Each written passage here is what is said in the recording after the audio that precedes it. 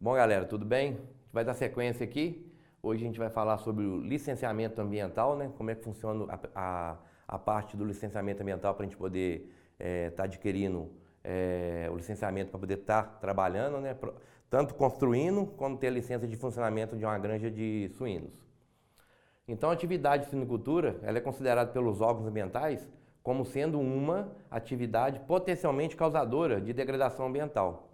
Então, sendo enquadrada como de grande potencial poluidor.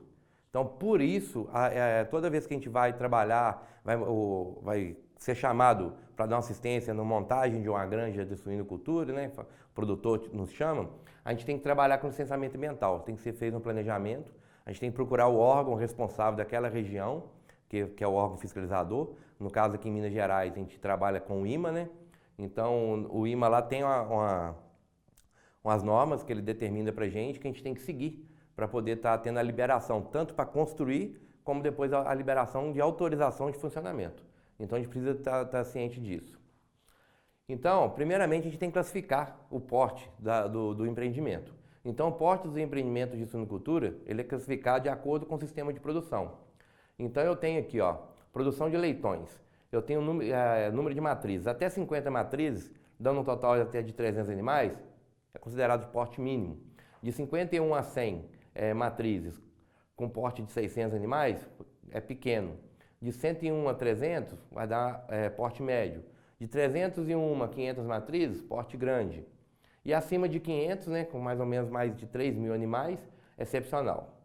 E a gente tem o outro sistema 2, que é o ciclo completo, né, quando a gente tem desde da reprodução até a terminação. Então, granjas com até 40 matrizes, a gente considera o porte mínimo. De 41 a 80 matrizes, porte pequeno. De 81 a 240, porte médio. E de 241 a 500, porte grande. E no caso do sistema de terminação, a gente só tem aquela parte de terminação, né? O produtor adquire os leitões de uma unidade produtora de leitões e vai só terminar os animais. Então, até 300 animais, porte mínimo. De 301 a 600, porte médio. 601 a 1.800 animais vai ser o porte médio, né? E de 1.801 a 3.000 animais, porte grande. Então, a partir dessa classificação de porte, a gente vai entender qual que será o nosso empreendimento e quais o tipo de liberação que a gente precisa. Mas para a gente saber a liberação também, a gente tem que fazer um projeto. E esse projeto, ele tem que estar atento aos aspectos locacionais do empreendimento.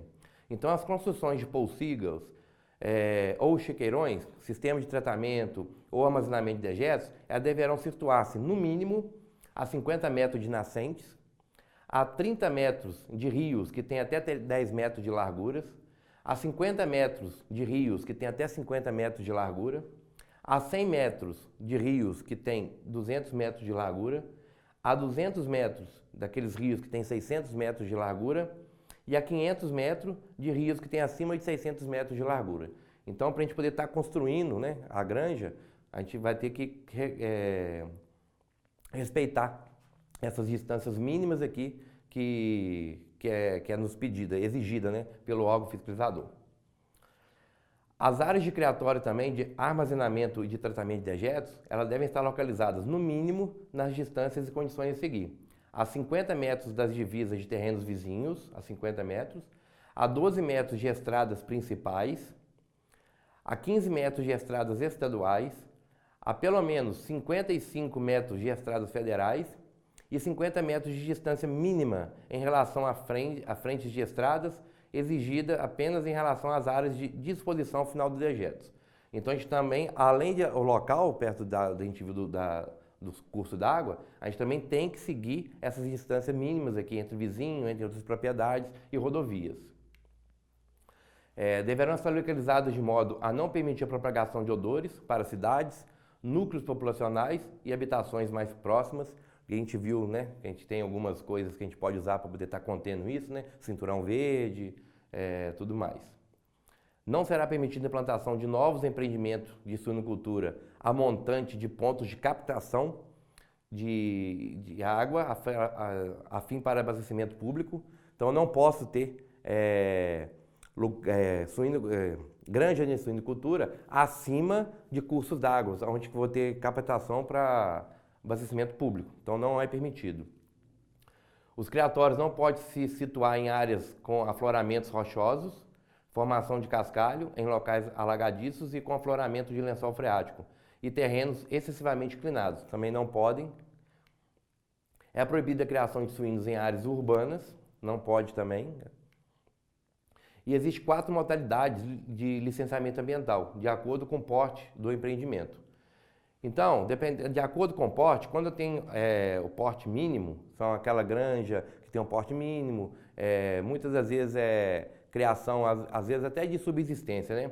Ela não precisa de uma licença ambiental prévia, nem de instalação, nem de operação, mas ela precisa de uma outra autorização ambiental. Isso ela precisa. Então ela só pode funcionar se ela tiver uma autorização. Muitas das vezes aqui na região a gente pega alguns pequenos criadores que estão começando agora e hoje através do SIM, né, que é o selo municipal de inspeção, a gente consegue estar fornecendo essa autorização para esses pequenos criadores de porte mínimo, mas mesmo assim eles precisam se adequar àquelas outras questões que a gente viu para trás, questão de distância de nascente, de efluente e tudo mais. Mas eles não precisam ter uma licença ambiental. Já os empreendimentos de pequeno, médio, grande porte excepcional, todos eles precisam previamente ter uma licença ambiental prévia, uma licença de instalação e uma licença de operação.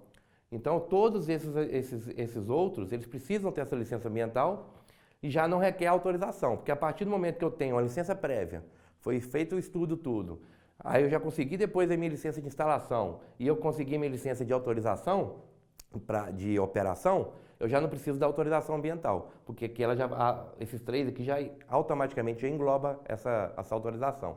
Então, a partir desses empreendimentos, a gente tem que fazer isso. Então, primeiro a gente vai pedir uma licença ambiental prévia, onde vai ser nos exigidos o croquis, né, do local que a gente vai ser feito, dando todas aquelas exigências anteriores que a gente viu, as distâncias, questão de estrada, então vai ser tudo previamente colocado ali nesse croquis.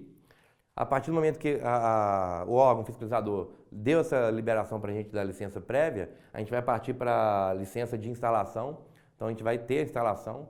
Depois que tiver tudo instalado, eles vão fazer a fiscalização e vai ver se está tudo condizente. Estando tudo condizente, a gente recebe a licença de operação. E aí sim a granja já pode começar a funcionar. Então a licença prévia ela é concedida na fase preliminar do planejamento do empreendimento ou atividade e aprova sua localização e concepção, atestando a viabilidade ambiental e estabelecendo os requisitos básicos e condicionantes a serem atendidos nas fases seguintes da sua implantação.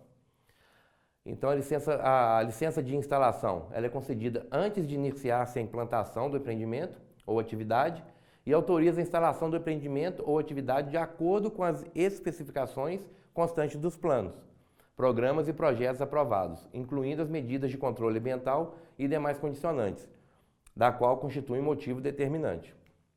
E a licença de operação? Então, ela autoriza a operação do empreendimento ou atividade após a verificação do efetivo cumprimento do que consta nas licenças anteriores, com base em constatações de vistorias, relatórios de pré-operação, relatório de auditoria ambiental, dados de monitoramento ou qualquer meio técnico de verificação do dimensionamento e eficiência do sistema de controle ambiental e das medidas de mitigação implantadas. Então essa vai ser a última licença que a gente vai ter. A partir a gente vai entrar primeiro com a licença prévia, né? Depois com a licença de instalação e a partir da instalação do empreendimento a gente vai requerer a licença de operação. E aí através de vistorias, relatórios, vai ser concedida ou não. Alguns dos cuidados importantes que a gente deve se tomar. Os animais mortos também deverão ser dispostos adequadamente, utilizando tecnologias de disposição específicas. Aí um exemplo que a gente tem é a compostagem, para poder estar descartando esses animais. A queima de animais mortos só é permitida no caso de ocorrência de doenças epidêmicas no rebanho, mas isso antes você tem que ser feito um diagnóstico, né? E aí o órgão fiscalizador vai te dar essa autorização para você fazer a queima dos animais.